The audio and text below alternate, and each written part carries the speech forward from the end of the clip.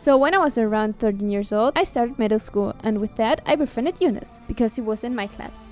So from then on, every day from our way to school and back, we would talk, and he would bring up so many different topics, from games to YouTubers and things, especially in the American YouTube realm, because of his big sister. Therefore, he was also the most skilled one in English, which I very much admired. But anyways, back to the point. One day he asked me and our best friend Vic if we already had seen the pilot for Hazbin Hotel. Me and Vic, being not in the realm or even language bubble of the American YouTube, or even less the indie animation scene, were so confused. We never heard of it. So Jonas sent us the pilot and explained a bit about it. I of course watched it immediately, and I was so amazed. And also confused, because I nearly couldn't understand every second word, because my English was not that great at the time, as you can imagine. But Yunus helped me understand it, and of course asked me the mighty question, who's your favorite character? I really loved Alistair back then, because he seemed so cool, interesting, and reminded me a bit of beings in my dreams when I was a kid. Also because he seemed so sadistic.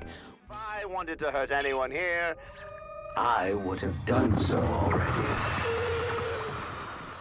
Repeatedly trip and tumble down to the fiery pit of failure. Which apparently my inner child loved, for reasons you should know if you watch my introduction video.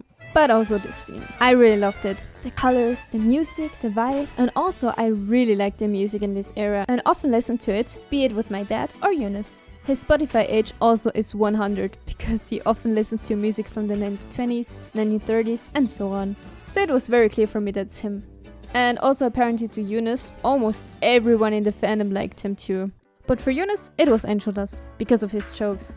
Of course. Also, when I now look back at the pilot, I really love the animation and humor. Of course, now it's way more polished in the actual series, but this more indie style and animation was so charming. But I must say, they really well updated some character designs, especially the one of Velvet. What also catch my interest was the animation, and the possibility to produce a pilot and even a show from your own idea. After Hazbin, we watched many more indie productions, but Hazbin Hotel was my first indie production, so of course it had from then on something special about it for me. And of course we also began to watch Hell of a Buzz after this.